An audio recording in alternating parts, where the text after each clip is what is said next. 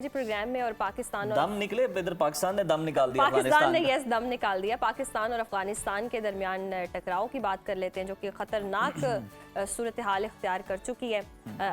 अफगान तालिबान रजीम और भारतीय स्पॉन्सर्ड फितनतुल खवारिज की जो शरंगेजी हैं वो बढ़ती चली जा रही हैं। काबिज अफगान फोर्सेस की जानिब से पाकिस्तानी इलाकों में बिला इश्तियाल फायरिंग का सिलसिला जारी है। पाक फौज ने भी मौसर और भरपूर और मुंह तोड़ जवाब देते हुए जी चमन और कुरम समेत मुख्तलिफ मकामात पर दुश्मन के हमलों को नाकाम बना दिया। मुतादिद चौकियाँ, मुतादिद जितनी भी उनकी पोस्टें हैं, चेक पोस्टें हैं और टैंक्स हैं, उनको तबाह किया। और कई जो अफगान तालिबान हैं उन समेत 200 से ज़्यादा दहशतगर्द जो हैं वो जहन्नुम वासिल कर दिए गए हैं।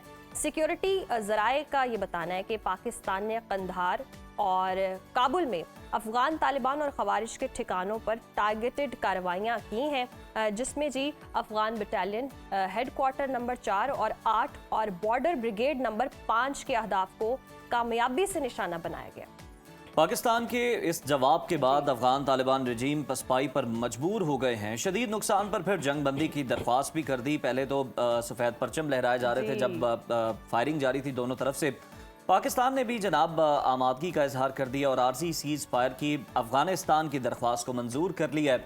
गुज़श्ता शाम 6 बजे से सीज़ फायर शुरू हो गया जो कि आइंदा 48 घंटे तक जारी रहेगा।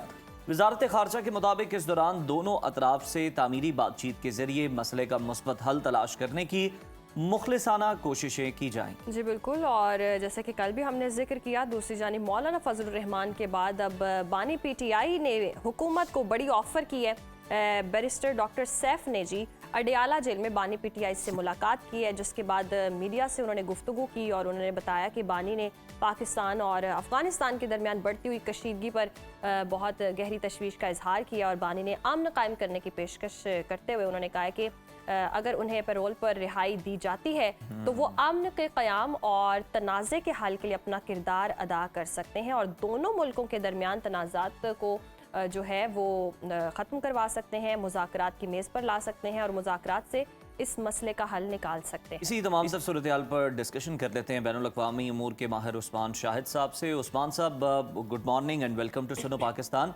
सबसे पहले आपसे जानना चाहेंगे कि अफगानिस्तान की दरख्वास्त पर 48 घंटे का जो सीज़ फायर जारी है, सीज़ फायर के बाद क्या तवक्को की जा सकती है कि दोनों मुल्क किसी देरपा हल की जानिब बढ़ सकते हैं या ख़तरा अभी भी बरकरार? अगर तालिबान की रविश को देखें, उनके रवैये को देखें 2021 से लेके अब तक है, तो बहुत मुश्किल है ये कहना कि तालिबान जो है डायलॉग का या डिप्लोमेसी का रूट इख्तियार करेंगे।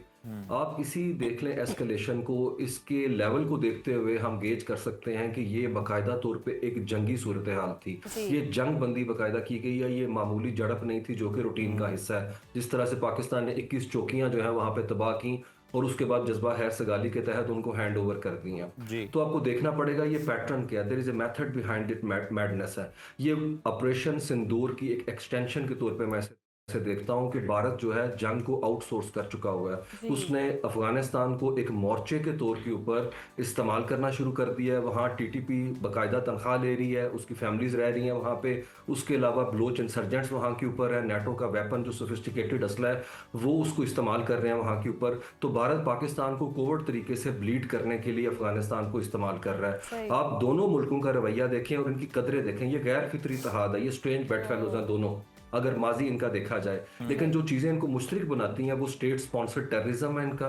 उसके बाद देखें आप कि ये दोनों कंट्री जो है इंतहा पसंदाना सोच के ऊपर खड़े हुए हैं। दोनों असैसिनेशन क्लब के मेंबर हैं दुनिया के अंदर, दोनों जो है आलमी सफारती तन्हाई का शिकार है और दोनों पाकिस्तान दुश्मनी पे खड़े हुए हैं। पाकिस्तान अब फैंग्स दिखाता है, अपने दांत दिखा रहा है। हम देख रहे हैं 2019 से चाइना ने जिस तरह चित्रोल की इनकी गैलवान वैली पे, जिस तरह पाकिस्तान ने 10 मई को किया, मैं इंडिया को ही समझता हूं कि उनकी दुर्गत बनाई है पाकिस्तान ने।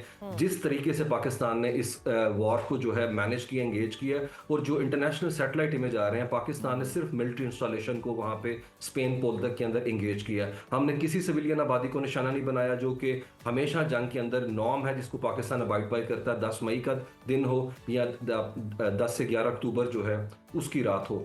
तो मेरे ख्याल, और उसके अलावा एक इंटरेस्टिंग चीज मेरे लिए ये थी कि वहां पे इंडियन मीडिया जिस तरीके से माउथपीस बना हुआ था अफगानिस्तान का, वो उसी तरीके से चेस्ट थंबिंग कर रहे थे, जिंगोइज्म कर रहे थे और तालिबान के स्पोक्स पर्सन बन रहे थे। ये भी आयरनी है एक दुनिया में कि वो इंडिया जो कि ख्वाब देख रहा था आलमी दुनिया पे चौथी बड़ी मईशत बनने के, इंटरनेशनल अरीना में बड़ा रोल प्ले करने पे, आज वो रेड कारपेट रोल आउट कर रहा है तालिबान के लिए और मुल्ला मुत्तकी को वहां पे ताजमहल दिखा रहा है। तो मेरे ख्याल में पाकिस्तान का रोल जो है बड़ा मुदब्बराना है और जिस तरीके से पाकिस्तान चाहता है कि वो फैंसीज को मेंट करे।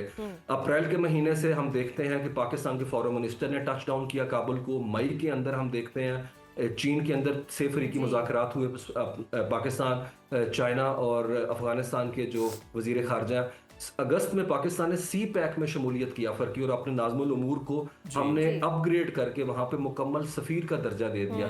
मेरे ख्याल में Pakistan has been doing fantastic job. यकीनन उस्मान साहब, पाकिस्तान बहुत ही बेहतरीन कारकर्दगी भी दिखा रहा है और हर महाज पर पाकिस्तान को कामयाबी भी नसीब हो रही है, चाहे इंडिया हो चाहे ये अफगान तालिबान रजीम हो। इनको बहुत ही बुरे तरीके से शिकस्त हुई है। पाकिस्तानी फोर्सेस की जवाबी कार्रवाई में हम देख रहे हैं अफगान तालिबान रजीम की पसपाई के बाद अब आर्जी सीज फायर भी हो गया है। तो क्या ये आमने की तरफ पेशरफ्त समझी जा सकती है या सिर्फ अभी वक्ती तौर पर है और इसके बाद वही सूरत हाल होगी कि इंडिया के एजेंडे पर ही ये गामजन रहेंगे और दोनों जो है अपने मकसद। मान साहब, एक बार फिर आपकी जानिब भी आऊँगी, जैसे मैंने पहले भी सवाल रखा कि जो हम सूरत हाल देख रहे हैं और लग भी रहा है कि ये शायद वक्ती तौर पर भी हो सकता है, और अगर ऐसी सूरत हाल है तो क्या इंडिया और ये अफगान तालिबान रजीम एक पेज पर ही हैं, और अगर एक पेज पर हैं तो इनके मकासद हैं क्या बिलाखिर?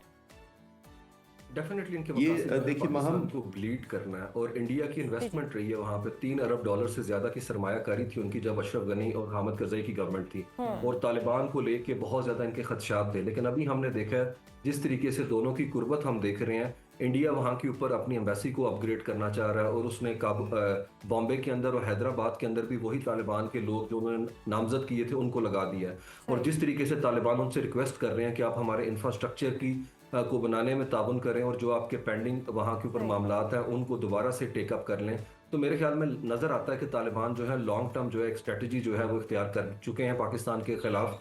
लेकिन वो प्रॉब्लम उनका तालिबान का ये है कि तालिबान जो है वो अभी तक जो है उसी माइंडसेट के साथ चीज़ों को मनूवर कर रहे हैं। एक तो उन्होंने डिफाई किया अपने जो आबाओ अजदाद थे, जो बुत शिकन थे, उनकी रवायात को, और जिस तरीके से पाकिस्तान ने 40 साल तक 40 लाख से ज़्यादा अफगानियों को अपने दिल में घर में जगह दी और वो वहाँ पे दहशत गर्दों को जो कि पाकिस्तान मुखालिफ है उन अनासर को जगह दे रहे हैं। तो मेरे ख्याल में अगर हालात वाक़यात को देखें तो हम ये क्लेम कर सकते हैं कि मुस्तकबिल के अंदर डेफिनेटली अफगानिस्तान जो है वो कोशिश जरूर करेगा कि जिस तरह से इंडिया उसे गाइड करे, क्योंकि इंडिया उसका पैटर्न बन चुका है, जबकि इल्जाम हमेशा पाकिस्तान पे लगा इस हवाले से। लेकिन वहाँ तालिबान धड़ों के अंदर भी तकसीम है। कंदारी फ्रेंचाइज जो है जो कि इस वक्त लीड कर रहा है वहाँ के ऊपर, वो इंडिया की ज़्यादा कुर्बत में, और सिराजुद्दीन हक्कानी ग्रुप जो है वो चाहते हैं कि इंटरनेशनल दुनिया के साथ ओपन अप करें। ख़वातीन की तालीम से मुतल्लिक वो चाहते हैं कि जो गवर्नमेंट है वहाँ पे वो अपनी सोच को तब्दील करे। और प्रॉब्लम यहाँ पे तालिबान की ये है कि वो खित्ते के अंदर जो स्ट्रेटेजिक शिफ्ट्स आ रही है उन हकीकतों को नए जाविये से देखने से भी कासर नजर आते हैं, क्योंकि वहाँ पे चीन की जो है प्रेजेंस बढ़ चुकी है, एम्बेसी उनकी एक्टिव है वहाँ पे, और वो चाहते हैं BRI प्रोजेक्ट का वो मेंबर बने, क्योंकि तरक्की का रास्ता डेफिनेटली काबुल से होके जाता है। बिल्कुल, और चीन की भी यही कोशिश है कि अफगानिस्तान भी तरक्की करे, और हम भी यही चाहते हैं कि जनाब इस तरह के मामलात में उलझे बिना जो अफगानिस्तान है वो भी ग्रो करे, ताकि जो अफगान तालिबान रजीम है वो अपने लोगों की भलाई के लिए कुछ कर सके। हमारी ये ख्वाहिश, और हम हमेशा किरदार भी अदा करते रहे इसमें। सही खालिद साहब, बिल्कुल दुरुस्त फरमाया आपने, और यकीनन ये आगे नहीं बढ़नी चाहिए, अभी इस पर कंट्रोल करना चाहिए। उस्मान साहब, जैसे कि हमने देखा भी कि कहीं ना कहीं इंडिया को अमेरिका की सपोर्ट थी, वहाँ से अब हमने देखा इंडिया तन्हाई का शिकार हुआ। फिर अब जैसे कि खालिद साहब ने भी कहा कि उन्होंने देखा कि ये जो तालिबान रजीम है ये पाकिस्तान के लिए टेंशन क्रिएट कर रही है, तो उन्होंने गठजोड़ बना लिया।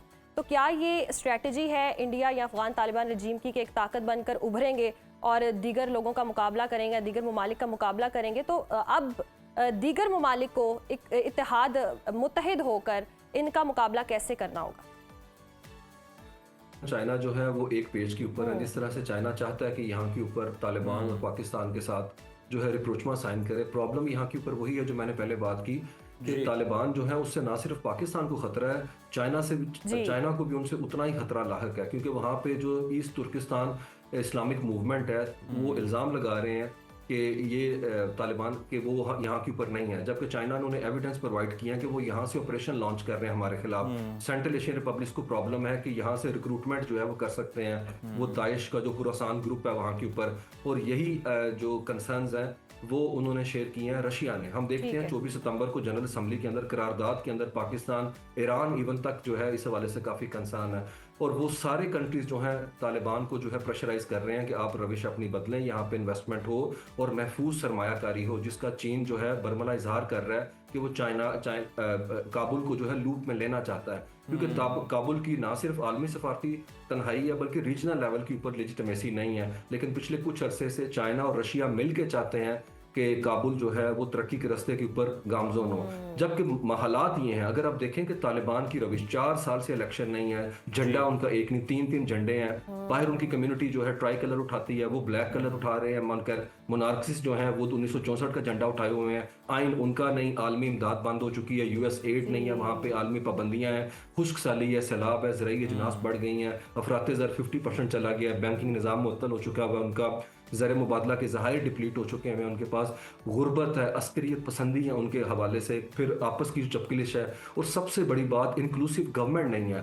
तालिबान इंडिया से मुज़ाकरात कर रहे हैं, उन्हें चाहिए वहाँ के जो फैक्शंस हैं जो बिल्कुल दीगर उस्मान साहब अपना आप वहाँ ठीक कह रहे हैं